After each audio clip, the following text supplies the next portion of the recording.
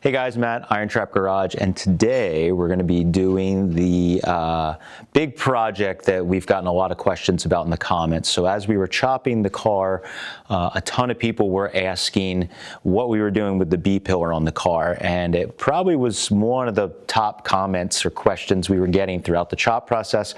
I kept responding to comments just saying, we'll see, I'm going to let the car kind of speak to me. And towards the end, I was hinting that I really wanted to do a hard top. We really like the look of the car with the windows down or no windows in it, and that big open flowing roof opening or window opening on the car we really like. So I've been staring at it for a while. We were kind of gathering up some parts. I think we even referenced in a few videos, and I think I'm ready to try and tackle the first rear quarter window to make this a fully functioning hard top 39 Mercury, which is something I haven't really seen before. A lot of people are doing the Matranga style trim, which looks cool, but not having a true hard top where you can put everything down.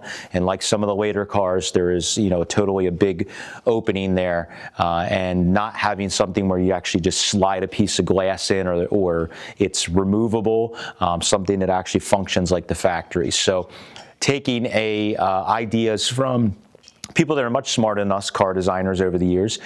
We were looking at Pete's 46.8 Ford convertible, and just kind of glancing at, Pete had mentioned that the rear windows kind of fold down in that car. And when I actually rolled them down and saw how it worked, I'm like, wow, that may work on this car.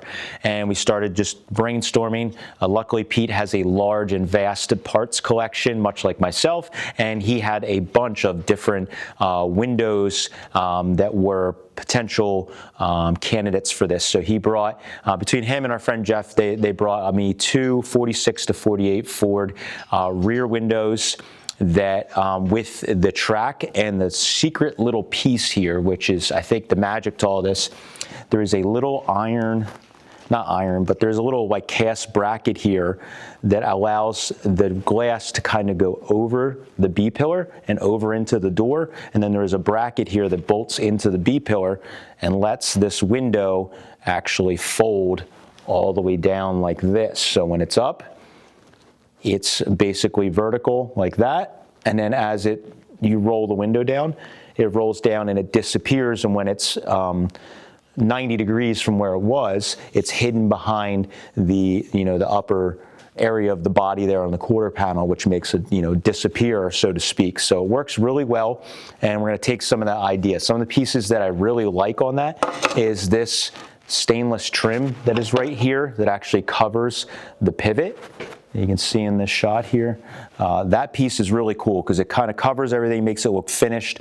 The seal's all rotten here, but there's a rubber seal that kind of sits against the B-pillar there and seals that up. So all that looks really finished and nice, and I want to take a version of that. The problem that we have is 46.8 windows are actually too small because we flowed the window out on the roof opening. The window is a softer curve and actually is quite a bit longer, so it would be hard for this lower area to actually make it longer. We'd have to get another one and add pieces. So Pete was digging around in his parts stash as we were talking about all of this, and he came up with this. So 49 to 51 Victoria shoebox Ford. I think it's also the same on the convertibles as well on those. Has a longer window, and holding up to our pattern that we made for the window opening on the Mercury is actually, it's only a couple inches longer than this is only a couple inches longer than what we need. So that's perfect. It's longer than we need. I can section this lower piece here, and we can hopefully heat and reshape this stainless and change the angle of it so that it will match our pattern. So we're gonna have to make a metal buck, so to speak. So we're gonna make a wood piece that is like our pattern where the glass would go, and then we're going to have to make a metal one so that we have something we can heat and bend on rather than the wood, and then we'll hopefully be able to cut this down, fit everything in. And I don't really know how this is all going to go, but we have to just one step at a time start cutting things up. Good for me is we have enough parts here to probably do like 2 sets of windows, so we can kind of practice on some of them or cut and use the nicer ones. So I'll probably use the 46.8 windows for kind of like cutting the B-pillar section down just to get an idea of what we need for the swing. and just figure it out as we go. As always, this is something, like I mentioned, that I don't think anybody's really done yet, at least on a 3940 Mercury. I've never seen it. Maybe it's been done on a 49 to 51 Merc. I'm not quite sure, because those are more common to make hard tops, but that is the plan. And then we also have the 46.8 regulators here, which this little arm fits into this little pin here like normal, but like I said, because as you roll this, it's pivots, and it actually pivots everything down like that. So I put this arm, when you roll the crank, this arm goes down and it pushes the bottom edge like that, and then of course it's fixed in the B-pillar and pivots. So I think we have enough parts here that I can make something work. Hopefully everything works out as planned. Who knows, this is going to be a long process. Hopefully by the end of this video I have 1/4 window piece made and it just pivots in the B-pillar. I don't think we're going to get the regulator and all that done, but that's my long-winded plan, and hopefully this all makes sense by the end and we have something to show for all of this work, because this is a big, giant experiment. So let's get started.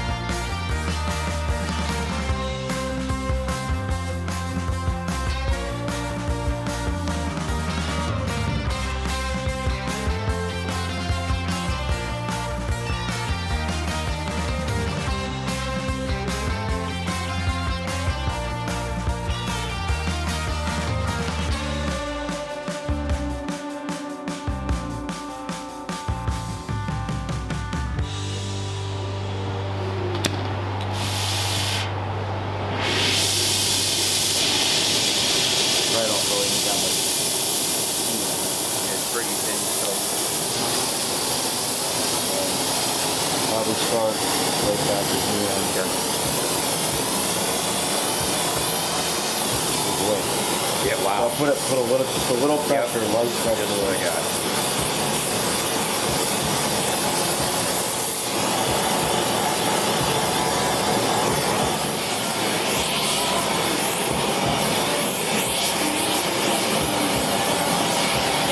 Still moving real slow, yep.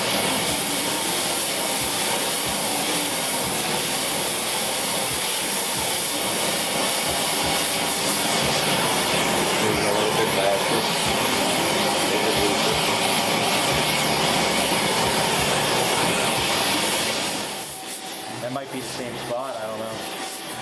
Yeah.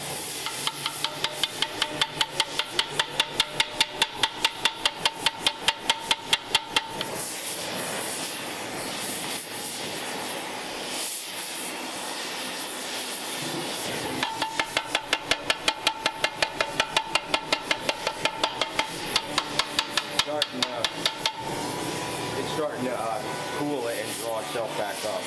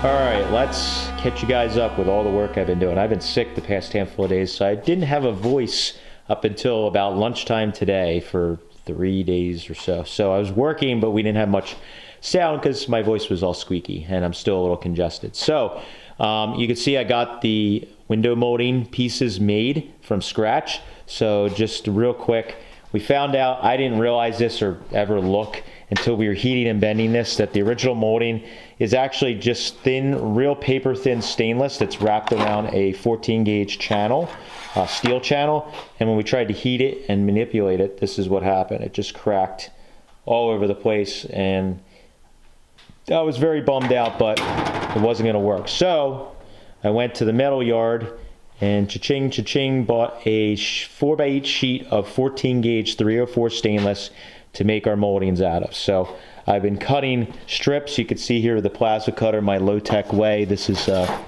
piece that I cut that I'm using for the back like spine section. And I'm taking 3 pieces, welding them together like you saw in some of the shots, and making this molding. I ended up making the B-pillar as well because we had the same problem. I just did that earlier today, and I put our little angled cut in there, and everything's lining up pretty good. I'm actually really happy with how all this flows.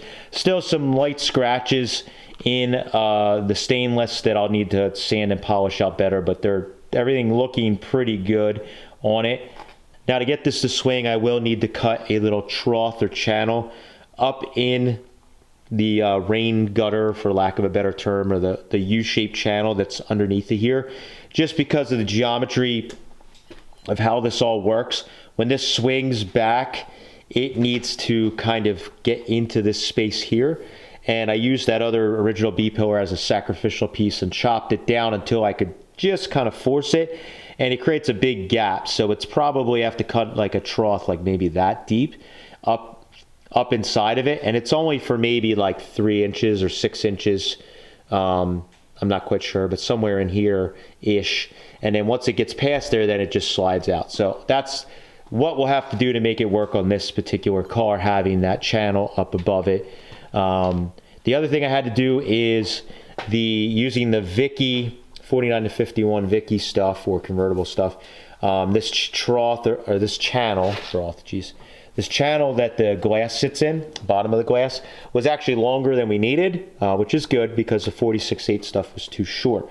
So I had to cut it off just so I could get this molding I made to go down inside and disappear, because like the original, I made it about this much longer so that it kind of disappears down in there and goes past beyond the glass. This piece here needs to get shortened up, and then I need to change this angle so that it bolts into the back side of the molding. So the molding will bolt in here, and it obviously bolts in here, and that will work out great. I want to weld this. It was kind of like spot welded from the factory on the shoebox stuff, but I want to weld this and blend the seam out so it's all one piece.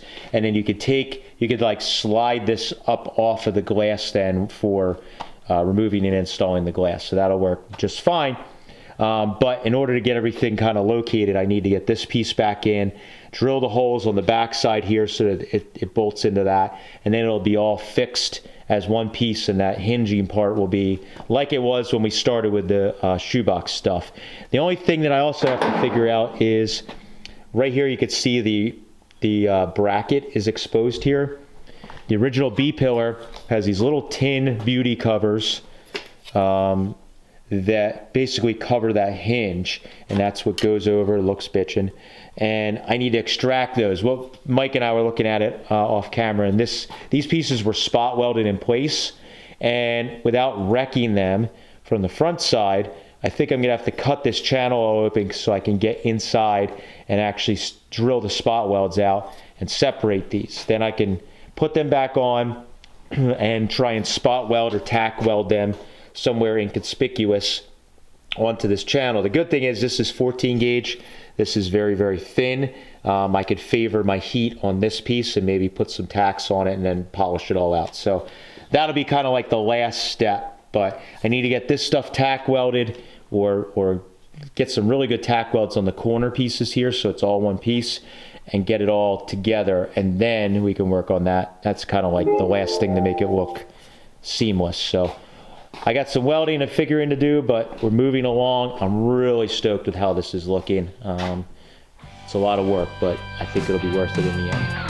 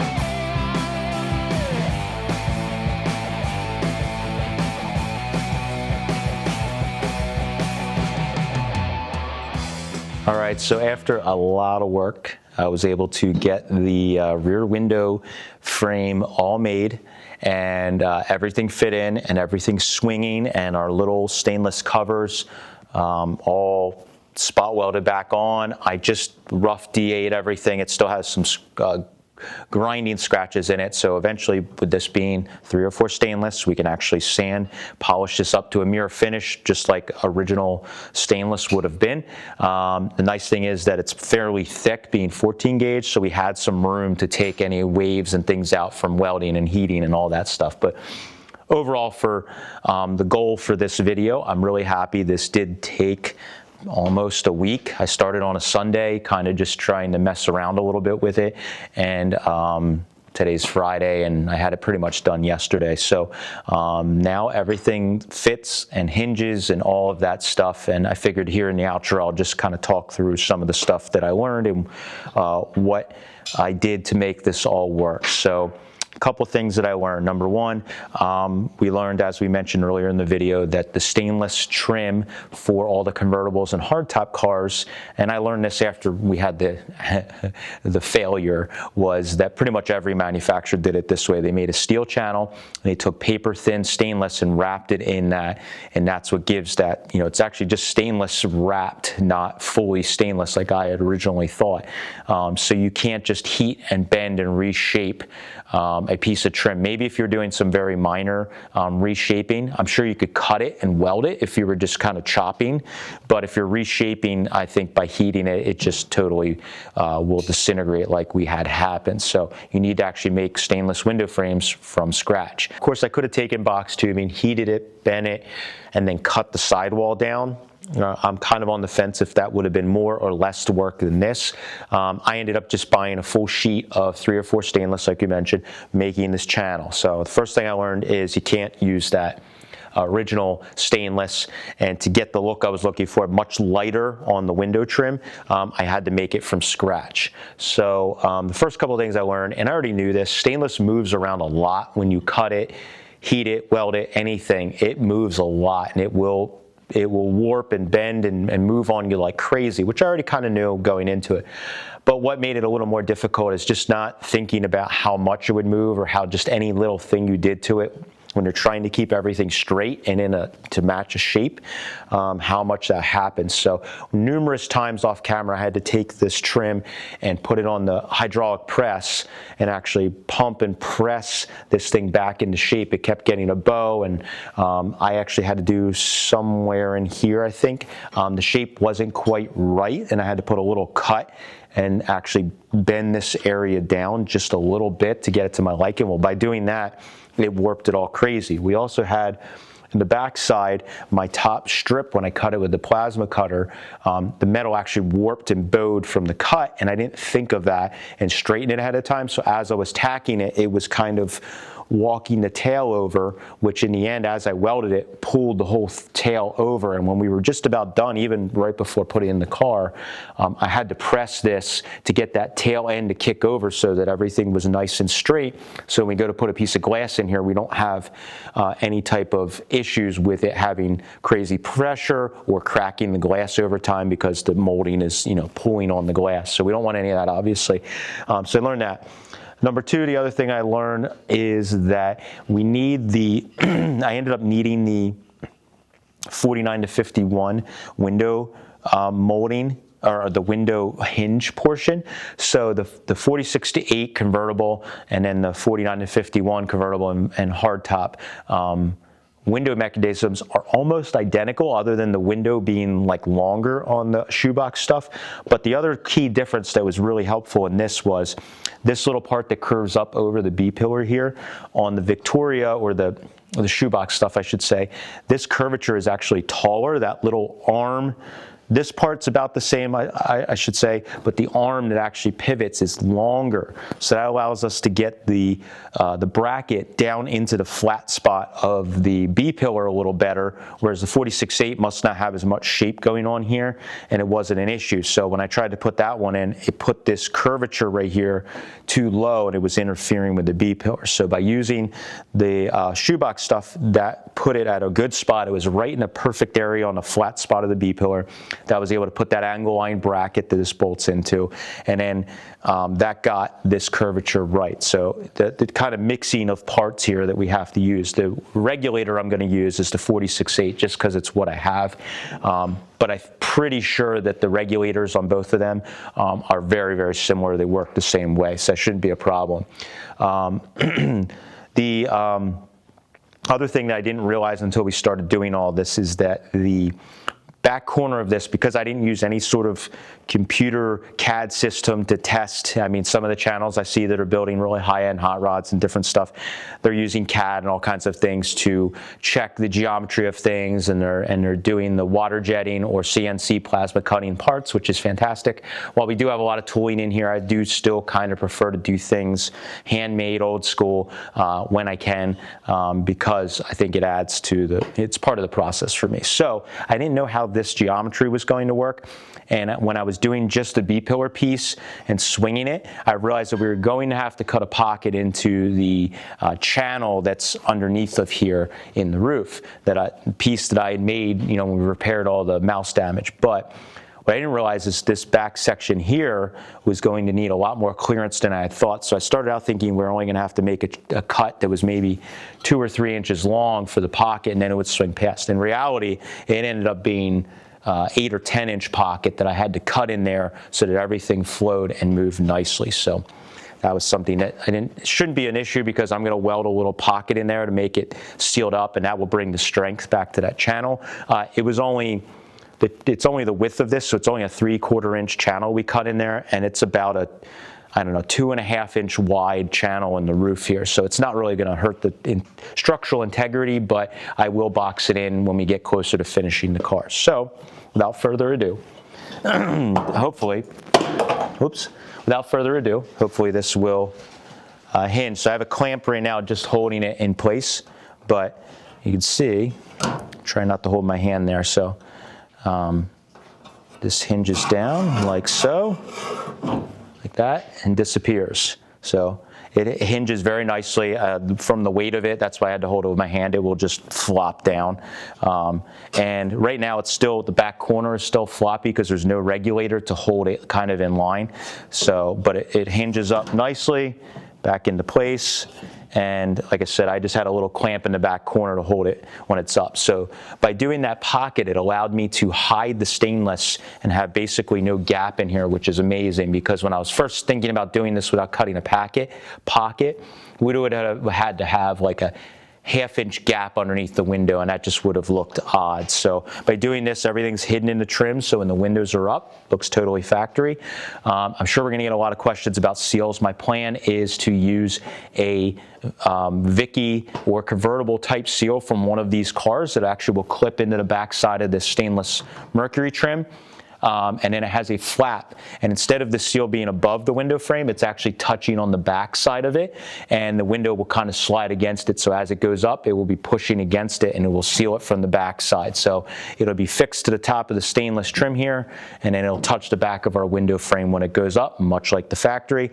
Then in the front here, we're going to have this little piece of channel from the original window frames that also has a piece of rubber trim that has a flap on it that basically will cover this window when it goes up from behind. It will also touch it and keeps it pretty much as watertight as you can make a hardtop or convertible. But that's the plan for this. So huge project, long-winded outro, but I wanted to talk through all these pieces because I think the people that are really into the nerdiness of how all this stuff is made and works and the thought process, I find it interesting. I thought you might. So huge win. We're going to make this thing a hardtop, and this is the first step in really making it a reality so that we have a working rear quarter windows, which is awesome. So in the next video, we're going to work on actually fixing the regulator to this piece I made, and then hopefully fixing that piece to the original inner structure that held the regulator on the Mercury so that everything bolts in kind of like factory, as if Etzel and Henry Ford made a 39 Mercury that looked like this, that was a true hardtop. That's kind of the vibe we're going for here. So thank you guys for following on. Hopefully you appreciate it. Let me know what you think of the new folding quarter window in the Chop 39 Merc. Thanks, guys. Catch you later.